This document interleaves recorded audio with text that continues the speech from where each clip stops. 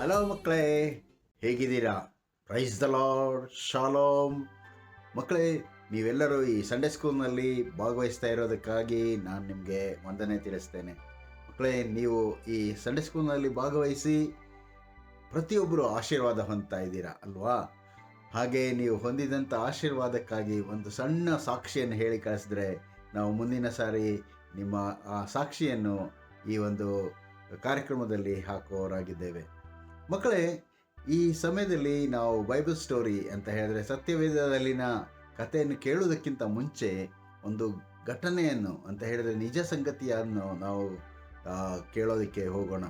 ದೇವರು ಯಾವ ರೀತಿಯಲ್ಲಿ ಜೀವಿತದಲ್ಲಿ ಅದ್ಭುತ ಕಾರ್ಯಗಳನ್ನು ಮಾಡ್ತಾನೆ ಅಂತ ಹೇಳಿ ನಾವು ನೋಡೋಣ. ಮಕ್ಕಳೇ, ಒಂದು ಹಳ್ಳಿಯಲ್ಲಿ ಒಂದು ಸ್ಟೀಫನ್ ಮತ್ತು ಮೇರಿ ಅಂತ ಹೇಳಿ ಒಂದು ಕುಟುಂಬ ವಾಸವಾಗಿತ್ತು. ತುಂಬ ಬಡತನದ ಕುಟುಂಬ. ಅವರು ಕಷ್ಟಪಟ್ಟು ಜೀವನ ಮಾಡ್ತಾಯಿದ್ರು. ಈ ಸಮಯದಲ್ಲಿ ಏನಾಯ್ತಂತ ಹೇಳಿದ್ರೆ, ಸ್ಟೀಫನ್ ಅವ್ರಿಗೆ ಬ್ರೈನಲ್ಲಿ ಟ್ಯೂಮರ್ ಆಯಿತು. ಅಂತ ಹೇಳಿದ್ರೆ ಮೆದುಳಿನಲ್ಲಿ ಒಂದು ಸಣ್ಣ ಗಡ್ಡೆ ಆಯಿತು. ಬಹಳ ನೋವಿನಿಂದ ಬಳಲ್ತಾ ಇದ್ದರು. ಏನಾಯ್ತು ಅಂತ ಹೇಳಿದ್ರೆ ಅದನ್ನು ಹಾಸ್ಪಿಟ್ಲಿಗೆ ಹೋಗಿ ಅದನ್ನು ತೋರಿಸುವಾಗ ಅವ್ರು ಹೇಳ್ತಾರೆ, ಅದಕ್ಕೆ ಬಹಳ ಖರ್ಚಾಗ್ತದೆ, ಅದಕ್ಕೆ ಆಪ್ರೇಷನ್ ಮಾಡಿ ಅದನ್ನು ತೆಗಿಬೇಕಾಗ್ತದೆ ಅಂತ ಹೇಳಿ. ಈ ಬಡ ಕುಟುಂಬಕ್ಕೆ ಖರ್ಚನ್ನು ನಿಭಾಯಿಸುವಂಥ ಪರಿಸ್ಥಿತಿ ಇರಲಿಲ್ಲ. ಆದ್ದರಿಂದ ಅವ್ರೇನು ಮಾಡ್ತಾರೆ ಅಂತ ಹೇಳಿದ್ರೆ, ಮೇರಿ ಬಹಳವಾದಂಥ ಒಂದು ಭಯಭಕ್ತಿಯುಳ್ಳಂಥ ಸ್ತ್ರೀಯಾಗಿದ್ಲು. ಅವಳೇನು ಮಾಡ್ತಾಳೆ ಅಂತ ಹೇಳಿದ್ರೆ ಬಹಳವಾಗಿ ಪ್ರಾರ್ಥನೆ ಮಾಡ್ತಾಳೆ, ದೇವರೇ, ನನ್ನ ಗಂಡನ ಒಂದು ಆಪ್ರೇಷನ್ಗೆ ಹೇಗಾದರೂ ಮಾಡಿ ನೀನು ಸಹಾಯ ಮಾಡು ಅಂತ ಹೇಳಿ. ಈ ಗಂಡನನ್ನು ತಂದು ಕರ್ಕೊಂಡು ಬಂದು ಮನೆಯಲ್ಲಿ ಆ ಹಳ್ಳಿಯಲ್ಲಿ ಅವರು ಇಟ್ಕೊಂಡು ಆರೈಕೆ ಮಾಡ್ತಾಯಿದ್ಲು. ಅವಳಿಗೆ ಪ್ರತಿದಿನ ಪ್ರಾರ್ಥನೆ ಮಾಡ್ತಾಯಿದ್ಲು, ದೇವರೇ, ಹೇಗಾದರೂ ಮಾಡಿ ನನ್ನ ಗಂಡನಿಗೆ ಆಪ್ರೇಷನ್ ಆಗುವಂಥ ಒಂದು ಪರಿಸ್ಥಿತಿಯನ್ನು ನೀನು ಕೊಡೋ ಸ್ವಾಮಿ, ಸಹಾಯ ಮಾಡು ಅಂತ ಹೇಳಿ ಪ್ರಾರ್ಥನೆ ಮಾಡ್ತಾಯಿದ್ಲು. ಆದರೆ ಹೇಗೆ ಸಹಾಯ? ಅದು ಬಹಳ ಒಂದು ಆಶ್ಚರ್ಯಕರವಾದ ರೀತಿಯಲ್ಲಿ ನಡೆದು ಹೋಯಿತು. ಏನಂತ ಹೇಳಿದ್ರೆ, ಹ್ಯಾಮಿಲ್ಟನ್ ಅಂತ ಹೇಳಿ ಒಬ್ಬ ಬ್ರೈನ್ ಸ್ಪೆಷಲಿಸ್ಟ್, ಅಂತ ಹೇಳಿದ್ರೆ ಬ್ರೈನ್ ಟ್ಯೂಮರು ಆಮೇಲೆ ಆಪ್ರೇಷನ್ ಮಾಡೋದರಲ್ಲಿ ಪ್ರಸಿದ್ಧಿಯಾದಂಥ ಒಬ್ಬ ವೈದ್ಯರಾಗಿದ್ದರು. ಆ ಡಾಕ್ಟ್ರ್ ಏನು ಮಾಡ್ತಾರಂತ ಹೇಳಿದ್ರೆ, ಒಂದು ಕಾನ್ಫರೆನ್ಸ್ಗೆ ಹೋಗಬೇಕಾದಂಥ ಸಮಯದಲ್ಲಿ ಅವ್ರೇನು ಮಾಡ್ತಾಯಿದ್ರು, ಕಾರಲ್ಲಿ ಅದೇ ಮಾರ್ಗವಾಗಿ ಅಂತ ಹೇಳಿದ್ರೆ ಆ ಸಣ್ಣ ಹಳ್ಳಿ ಇದ್ದಂಥ ಮಾರ್ಗವಾಗಿ ಹೋಗ್ತಾಯಿದ್ರು. ಏನಾಯ್ತು ಅಂತ ಹೇಳಿದ್ರೆ, ಆ ದಿನ ಏನಾಯ್ತು ಅಂತ ಹೇಳಿದ್ರೆ ಬಹಳವಾಗಿ ಮಳೆ ಬಿರುಗಾಳಿ ಬರೋದಕ್ಕೆ ಶುರುವಾಯಿತು. ಅವ್ರ ಕಾರ್ ಮೂವ್ ಆಗುವಾಗ ಕಾರ್ನಲ್ಲಿ ಹೋಗ್ತಾ ಇದ್ದಾರೆ, ಬಹಳ ಬಿರುಗಾಳಿ ಮಳೆ ಎಲ್ಲ ಬರ್ತಾ ಇದೆ.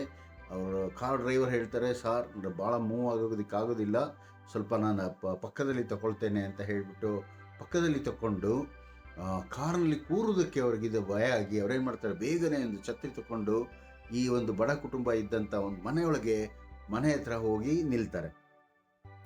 ಆ ಸಮಯದಲ್ಲಿ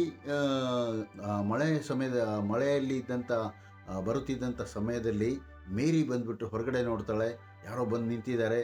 ಅವರನ್ನೇನು ಮಾಡ್ತಾಳೆ, ಬನ್ನಿ ನೀವು ಒಳಗೆ ಬಂದು ಸ್ವಲ್ಪ ವಿಶ್ರಾಂತಿ ಪಡೆಯಿರಿ, ಮಳೆ ನಿಂತ ನಂತರ ಹೋಗಿ ಅಂತ ಹೇಳ್ತಾಳೆ. ಅವಾಗ ಏನಾಯ್ತು ಅಂತ ಹೇಳಿದ್ರೆ, ಈ ಡಾಕ್ಟರ್ ಏನು ಮಾಡ್ತಾರೆ, ಒಳಗೆ ಹೋಗಿ ಸ್ವಲ್ಪ ಹೊತ್ತು ಕೂತ್ಕೊಂಡು ನಂತರ ಅವ್ರು ಮಾತಾಡ್ತಾ ಹೇಳ್ತಾರೆ, ನೀನು ಒಬ್ಬರೇ ಇದೆಯಾ, ಹೇಗೆ ಏನು ಎಲ್ಲ ವಿಚಾರಿಸುವಾಗ ಅವಳು ಹೇಳ್ತಾಳೆ, ಸಾರ್, ನನ್ನ ಗಂಡ ಸ್ಟೀಫನ್ ಏನಾಗಿದೆ ಅಂತ ಹೇಳಿದ್ರೆ ಒಂದು ಬ್ರೈನ್ ಟ್ಯೂಮರ್ ಒಂದು ಕಾಯಿಲೆಯಿಂದ ಬಳಲ್ತಾ ಇದ್ದಾರೆ, ಅವ್ರಿಗೆ ಚಿಕಿತ್ಸೆ ಕೊಡಿಸ್ಬೇಕು, ಆದರೆ ನಮ್ಮ ಬಡತನದಿಂದ ಅದು ಸಾಧ್ಯ ಆಗ್ತಾ ಇಲ್ಲ ಅಂತ ಹೇಳಿ.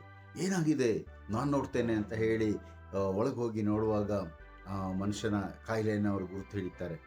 ಆಗ ಅವ್ರು ಹೇಳ್ತಾರೆ, ನಾನು ಈ ದೇಶದಲ್ಲಿ ಒಂದು ಪ್ರಸಿದ್ಧಿಯಾದಂಥ ಈ ಬ್ರೈನ್ ಟ್ಯೂಮರ್ ಮತ್ತು ಬ್ರೈನ್ ವಿಷಯದಲ್ಲಿ ಇರುವಂಥ ಎಲ್ಲ ಕಾಯಿಲೆಗಳಿಗೆ ನಾನು ವೈದ್ಯನಾಗಿದ್ದೇನೆ, ಅದರಿಂದ ನಾನು ನಿನಗೆ ಸಹಾಯ ಮಾಡ್ತೇನೆ, ಖಂಡಿತವಾಗಿ ನಿನ್ನ ಗಂಡನನ್ನು ಕರ್ಕೊಂಡು ಹೋಗಿ ನಾನು ಚಿಕಿತ್ಸೆ ಕೊಡಿಸ್ತೀನಿ ಅಂತ ಹೇಳಿ ಆಶ್ವಾಸನೆ ಕೊಡ್ತಾರೆ. ಮತ್ತು ಅವರು ಆ ಕಾನ್ಫರೆನ್ಸ್ ಮುಗಿದ ನಂತರ ಆ ಸ್ಟೀಫನನ್ನು ಅವರು ಹಾಸ್ಪಿಟ್ಲಿಗೆ ಕರ್ಕೊಂಡು ಹೋಗೋದಕ್ಕೆ ಎಲ್ಲ ವ್ಯವಸ್ಥೆ ಮಾಡಿ ಏನು ಮಾಡ್ತಾರಂತ ಹೇಳಿದ್ರೆ, ಅವರು ಆ ಬ್ರೈನ್ ಟ್ಯೂಮರ್ನ ಒಂದು ಆಪ್ರೇಷನ್ ಮಾಡಿ ತೆಗೆದು ಆನಂತರ ಅವನಿಗೆ ಗುಣಪಡಿಸ್ತಾನೆ. ಮಕ್ಕಳೇ, ಆಗ ಮೇರಿಗೆ ಬಹಳ ಸಂತೋಷ ಆಗ್ತದೆ. ದೇವರೇ, ನನ್ನ ಪ್ರಾರ್ಥನೆಯನ್ನು ನೀನು ಕೇಳುವಂಥ ದೇವರು, ನಾನು ಏನು ಅಸಹಾಯಕಳಾಗಿರುವಾಗ ನೀನೇನು ಮಾಡಿದೆ, ಸಹಾಯ ಮಾಡಿದೆ ಅಂತ ಹೇಳಿ ದೇವರಿಗೆ ಕೋಟ್ಯಾನುಕೋಟಿ ಸ್ತೋತ್ರ ಹೇಳ್ತಾಳೆ. ಮಕ್ಕಳೇ, ಅನೇಕ ಸಾರಿ ನಮ್ಮ ಜೀವಿತದಲ್ಲೂ ಅಷ್ಟೇ ಅಸಾಧ್ಯವಾದದನ್ನು ಸಾಧ್ಯ ಮಾಡುವಂಥ ದೇವರು ನಮ್ಮ ದೇವರು. ಯೇಸು ಸ್ವಾಮಿ ನಮ್ಮ ಜೀವಿತದಲ್ಲಿ ಅನೇಕ ಅದ್ಭುತ ಕಾರ್ಯಗಳನ್ನು ಮಾಡೋದಕ್ಕಿದ್ದಾನೆ. ನಿಮ್ಮ ಜೀವಿತದಲ್ಲೂ ಅದ್ಭುತ ಕಾರ್ಯಗಳನ್ನು ಮಾಡ್ತಾನೆ. ಪ್ರಾರ್ಥನೆ ಮಾಡೋದನ್ನು ತಪ್ಪಿಸ್ಬೇಡ್ರಿ, ದೇವರ ವಾಕ್ಯ ಓದುವುದನ್ನು ತಪ್ಪಿಸ್ಬೇಡ್ರಿ. ದೇವರು ನಿಮ್ಮನ್ನು ಅಭಿವೃದ್ಧಿಯಿಂದ ಮೇಲಕ್ಕೆ ಮೇಲಕ್ಕೆ ತರ್ತಾ ಹೋಗ್ತಾನೆ. ಮಕ್ಕಳೇ, ಹೀಗೆ ನಿಮ್ಮನ್ನು ಸಹ ದೇವರು ಬಹಳವಾಗಿ ಆಶೀರ್ವದಿಸಲಿ ಅಂತ ಹೇಳಿ ಜಾನಿ ಅಂಕಲ್ ಬೇಡ್ತಾರೆ. ಓಕೆ. ಒಂದಾನೊಂದು ಸಬ್ಬತ್ ದಿನದಲ್ಲಿ ಯೇಸು ಸ್ವಾಮಿಯವರು ಒಂದು ಸಭಾಮಂದಿರದಲ್ಲಿ ಉಪದೇಶ ಮಾಡುತ್ತಾ ಇದ್ದರು. ಅಲ್ಲಿ 18 ವರ್ಷಗಳಿಂದ ದೆವ್ವ ಬಡಿದು ಮೈಯಲ್ಲಿ ರೋಗವುಳ್ಳ ಒಬ್ಬ ಸ್ತ್ರೀ ಇದ್ದಳು. ಆಕೆಯು ನಡುಬೊಗ್ಗಿ ಹೋಗಿ ಸ್ವಲ್ಪವಾದರೂ ಮೈಯನ್ನು ಮೇಲಕ್ಕೆ ಎತ್ತಲಾರದೆ ಇದ್ದಳು. ಯೇಸು ಸ್ವಾಮಿಯವರು ಆಕೆಯನ್ನು ನೋಡಿ ಹತ್ತಿರಕ್ಕೆ ಕರೆದು, ಅಮ್ಮ, ನಿನಗೆ ರೋಗ ಬಿಡುಗಡೆಯಾಗಿತ್ತು ಎಂದು ಹೇಳಿ ಆಕೆಯ ಮೇಲೆ ಕೈಗಳನ್ನಿಟ್ಟು ಪ್ರಾರ್ಥನೆ ಮಾಡಿದರು. ಇಟ್ಟ ಕೂಡಲೇ ಆಕೆಯು ನೆಟ್ಟಗಾದಳು ಮತ್ತು ದೇವರನ್ನು ಬಹಳ ಸಂತೋಷವಾಗಿ ಕೊಂಡಾಡಿದಳು. ಆದರೆ ಆ ಸಭಾಮಂದಿರದ ಹಿರಿಯರು, ಅಧಿಕಾರಿಗಳು ನಡೆದ ಸಂಗತಿಯನ್ನು ನೋಡಿ, ಸಬ್ಬತ್ ದಿನದಲ್ಲಿ ಯೇಸು ಸ್ವಸ್ಥ ಮಾಡುತ್ತಾನಲ್ಲ ಅಂದು ರೋಷಗೊಂಡು ಜನರಿಗೆ, ಕೆಲಸ ಮಾಡುವುದಕ್ಕೆ 6 ದಿವಸಗಳಿವೆ ಅಷ್ಟೇ, ಆ ದಿವಸಗಳಲ್ಲಿ ಬಂದು ವಾಸಿ ಮಾಡಿಸಿಕೊಳ್ಳಿರಿ, ಸಬ್ಬತ್ ದಿನದಲ್ಲಿ ಮಾತ್ರ ಬೇಡ ಎಂದು ಹೇಳಿದರು. ಆಗ ಆ ಮಾತನ್ನು ಕೇಳಿ ಯೇಸು ಸ್ವಾಮಿಯವರು ಅವರಿಗೆ, ಕಪಟಿಗಳು ನೀವು, ನಿಮ್ಮಲ್ಲಿ ಪ್ರತಿಯೊಬ್ಬನೂ ಸಬ್ಬತ್ ದಿನದಲ್ಲಿ ತನ್ನ ಎತ್ತನ್ನಾಗಲಿ ಕತ್ತೆಯನ್ನಾಗಲಿ ಕೊಟ್ಟಿಗೆಯಿಂದ ಬಿಚ್ಚಿ ನೀರು ಕುಡಿಸುವುದಕ್ಕೆ ಹಿಡ್ಕೊಂಡು ಹೋಗುತ್ತಾನಲ್ಲವೇ? ಹಾಗಾದರೆ 18 ವರ್ಷಗಳಿಂದ ಸೈತಾನನ್ನು ಕಟ್ಟಿಹಾಕಿದವಳು, ಅಬ್ರಹಾಮನ ವಂಶದವಳು ಆಗಿರುವ ಈಕೆಯನ್ನು ಸಬ್ಬತ್ ದಿನದಲ್ಲಿ ಈ ಕಟ್ಟಿನೊಳಗಿನಿಂದ ಬಿಡಿಸಬಾರದೋ ಎಂದು ಉತ್ತರ ಕೊಟ್ಟರು. ಈ ಮಾತುಗಳನ್ನು ಅವರು ಹೇಳುತ್ತಿರುವಾಗ ಅವರ ವಿರೋಧಿಗಳೆಲ್ಲರೂ ನಾಚಿಕೊಂಡರು. ಗುಂಪುಗಳೆಲ್ಲ ಕೂಡಿದ್ದಂಥ ಜನರು ಅವರಿಂದುಂಟಾದಂಥ ಎಲ್ಲ ಮಹತ್ಕಾರ್ಯಗಳಿಗಾಗಿ ಸಂತೋಷಪಟ್ಟರು ಮತ್ತು ದೇವರನ್ನು ಕೊಂಡಾಡಿದರು. ಪ್ರೀತಿಯುಳ್ಳ ಮಕ್ಕಳೇ, ಈ ಒಂದು ಪಾಠದಿಂದ ನಾವು ಕಲಿಯಬೇಕಾದದ್ದು, ಅದು ಸಬ್ಬತ್ ದಿನವಾಗಿರಲಿ, ಇನ್ನು ಹಬ್ಬದ ದಿನವಾಗಿರಲಿ, ನಾವು ಒಳ್ಳೆಯ ಕಾರ್ಯವನ್ನು ಮಾಡುವವರಾಗಿರಬೇಕು. ಅದನ್ನು ಯೇಸು ಸ್ವಾಮಿಯವರು ನಮಗೆ ಮಾದರಿಯನ್ನಾಗಿ ತೋರಿಸಿದ್ದಾರೆ. ಅದೇ ರೀತಿಯಲ್ಲಿ ಕಟ್ಟುಪಾಡುಗಳಿಂದ ನೀವು ಬಂಧಿತರಾಗಿದ್ದರೆ ಮಕ್ಕಳೇ, ಅನೇಕ ಚಟಗಳಿಂದ, ಅನೇಕ ಕೆಟ್ಟ ಸ್ನೇಹಿತರಿಂದ, ಮೊಬೈಲ್ನಿಂದ, ಈ ರೀತಿಯಾದಂಥ ಅನೇಕ ಕಾರ್ಯಗಳಿಂದ ನೀವು ಬಂಧಿತರಾಗಿದ್ದರೆ ಯೇಸು ಸ್ವಾಮಿಯರ ಬಳಿಗೆ ಬನ್ನಿರಿ, ನಿಮಗೆ ಬಿಡುಗಡೆ ಉಂಟು. ಪ್ರಾರ್ಥನೆ ಮಾಡೋಣ.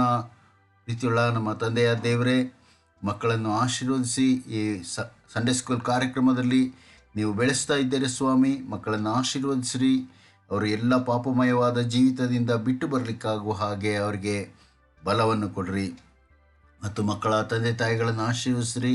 ಸಂಡೇ ಸ್ಕೂಲ್ ಟೀಚರ್ಸ್ ಅವರನ್ನು ಆಶೀರ್ವದಿಸ್ರಿ. ಸಭಾ ಪಾಲಕರನ್ನು ಆಶೀರ್ವದಿಸ್ರಿ. ಘನಮಾನ ಸ್ತುತಿ ಸ್ತೋತ್ರ ನಿಮಗೆ ಸಲ್ಲಿಸ್ತೇನೆ. ಯೇಸುವಿನ ನಾಮದಲ್ಲಿ ಬೇಡಿದ್ದೇನೆ ತಂದೆಯೇ, ಆಮೆನ್.